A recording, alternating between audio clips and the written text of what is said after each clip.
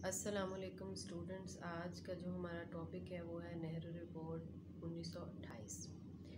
Students, 1927 में Simon commission की नाकामी पर लॉर्ड ब्रिकनहेड ने हिंदुस्तान को चैलेंज करते हुए कहा कि अगर इन लोगों में सियासी हवाले से अहलियत और काबिलियत है तो वो अपना मुत्तफ़िका आइन बनाकर पेश करें, हम इसे लागू कर देंगे।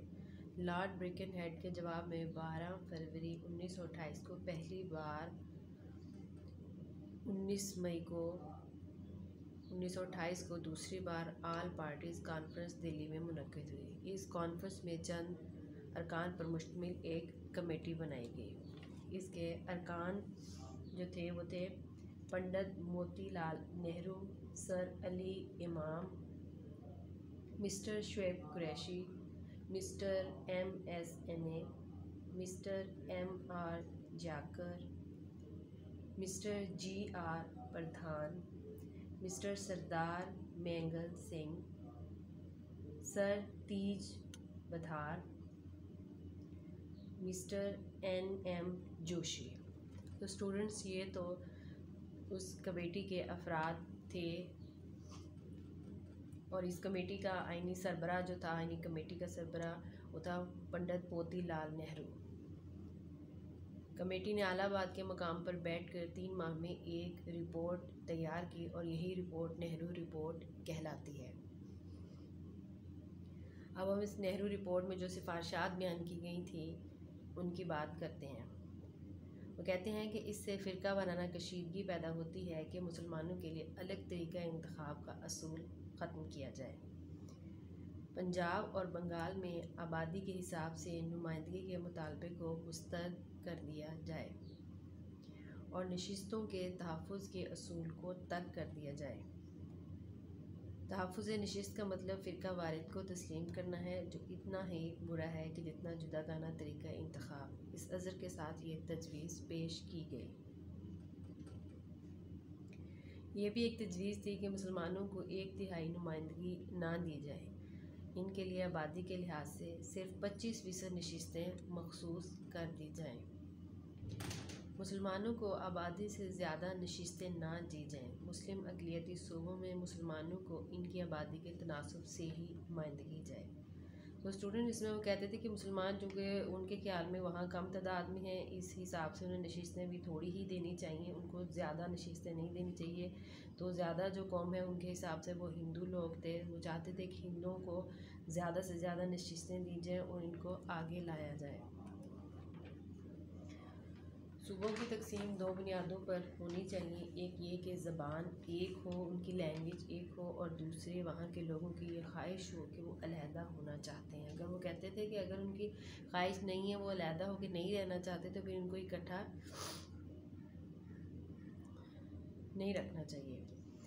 सिंध का सूबा चूँकि इन शराइत पर उतरता है, इसलिए इसे मुंबई से वो कहते थे कि अलहदा कर दिया जाए, इसे साथ ना रखा जाए। हिंदुस्तान को 9 आबादियात का दर्जा दिया जाए और मुकम्मल आज़ादी ना दी जाए, जिसमें अमूर ख़ारजा और अमूर दिफा अंग्रेज़ों के पास ही रहें और इनसे लिए ना जाए। हिंदुस्तान में एक ही तर्ज़ हुकूमत कायम की जाए, जिसके तहत सूबों के बरक्स मरकज़ को ज़्यादा इख्तियारात हासिल हों। सरहद में आइनी इस्लाहात नाफिज की जाएँ और इस सिफारिशात में बलूचिस्तान का जिक्र तक भी न किया गया और इसे नज़रअंदाज कर दिया गया। सो स्टूडेंट्स, मुस्लिम कुछ सिफारिशात ने मिसाक़ लखनऊ और तजावीज़ दिल्ली को हिला कर रख दिया। नेहरू की इस रिपोर्ट पर मुख्तलिफ़ लोगों ने अपने ख़यालात और जज्बात का इजहार किया। तो अब हम उनकी बात करते हैं। सबसे पहले हम देखते हैं कि कायद-ए-आज़म मोहम्मद अली जिन्ना का क्या कहना था। वो कहते थे कि उन्होंने कहा कि 22 दिसंबर 1928 को कलकत्ता कन्वेंशन की हर धर्मी और नाकामी के बायस आज से मुसलमानों और हिंदुओं के रास्ते बिल्कुल अलग अलग हैं। सर आगा खान फरमाते हैं कि कोई सूझबूझ रखने वाला इंसान ये सोच भी नहीं सकता था कि मुसलमान जिल्लत भरी शराइत और तजावीज़ को कैसे कबूल कर सकते हैं। मौलाना शौकत अली फरमाते हैं कि मुझे बचपन से ही शिकारी कुत्ते पालने का बहुत शौक़ था। मैंने कभी खरगोश के साथ शिकारी कुत्तों का ऐसा सलूक नहीं देखा जो इस नेहरू रिपोर्ट रिपोर्ट में हिंदुओं ने मुसलमानों के साथ किया। सो स्टूडेंट्स, इस सिफारशात के तहत हिंदुओं ने मुआहदा लखनऊ के तहत जो शराइत कबूल की थी इनको फरामोश कर दिया था, उन्होंने नज़रअंदाज कर दिया, इग्नोर कर दिया। नेहरू की इस पेश करदा रिपोर्ट की इस सिफारशात से दो बातें तो वाज़ेह तौर पर सामने आईं। एक ये कि हिंदू मुसलमानों के शुरू से लेकर आखिर तक दुश्मन हैं, वो कभी भी मुसलमानों की भलाई नहीं चाहते, वो हमेशा इनको पीछे रखना चाहते हैं। वो मुसलमानों को कभी भी किसी भी हवाले से तरक्की करते हुए नहीं देखना चाहते। और दूसरी ये कि हिंदू अहद शिकन और मौका परस्त हैं, ये भरोसा करने वाली कौम नहीं है।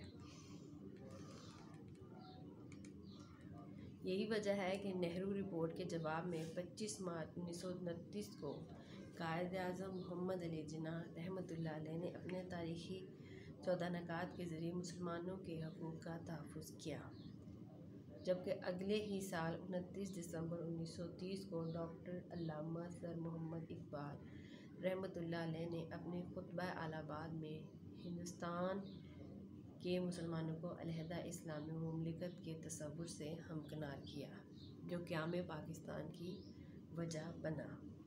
सो स्टूडेंट्स, देखा आपने कि नेहरू रिपोर्ट में किस तरह से मुसलमानों के हकूक़ का इस्तेहसाल किया गया, उन्हें पीछे रखने की कोशिश की गई, उनको सियासी, तालीमी और बाकी जो भी मामलात में उन सब से इनको पीछे रखने की कोशिश की गई, क्योंकि वो मुसलमानों से जलते थे और मुसलमानों को आगे नहीं बढ़ते हुए देखना चाहते थे, नहीं देख सकते थे। वो हर जगह अपने आप को, अपने हिंदू लोगों को ज़्यादा आगे बढ़ते हुए देखना चाहते थे।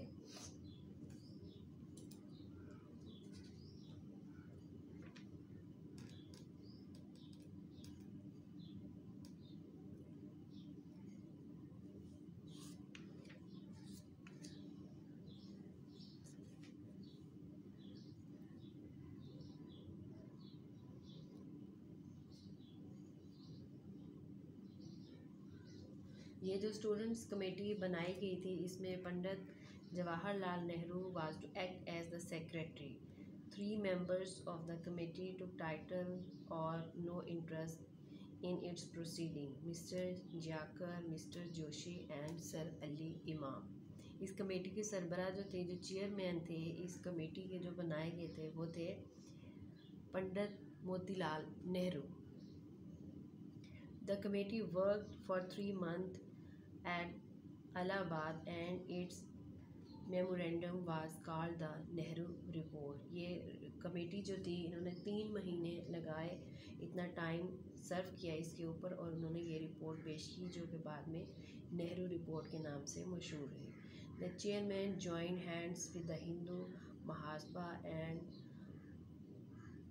unceremoniously cast the recent Congress acceptance of the Delhi proposal. The Nehru report recommended that a declaration of rights should be inserted in the constitution, assuring the fullest liberty of conscience and religious। तो students, देखा आपने, ये committee में भी सरबराह जो है वो पंडित मोतीलाल नेहरू ही थे, वो चेयरमैन बने इस कमेटी के, और उन्होंने, और बाकी लोग भी उनके साथ थे, तो उन्होंने 3 महीने लगाकर ये रिपोर्ट तैयार की, पेश की, जो कि नेहरू रिपोर्ट के नाम से मशहूर हुए। और इसमें मुसलमानों के हकूक़ का किस तरीके से इस्तेहसाल किया गया, उन्हें पीछे धकेलने की कोशिश की गई, उन्हें सियासी हवाले से भी उन्होंने कहा कि इनको, जो वो समझते थे कि मुसलमान चूँकि अक्सरियत में नहीं है बल्कि अक़लियत में है, तो इनको सिर्फ 25% के हिसाब से ही इनको नुमाइंदगी देनी चाहिए, इनको इससे ज़्यादा नशिस्तें नहीं दी जानी चाहिए। तो वो कहते थे कि ये चूँकि तादाद में कम है, इसलिए इसी हिसाब से इनके साथ चलना चाहिए, इनको ज़्यादा इम्पोर्टेंस नहीं देनी चाहिए।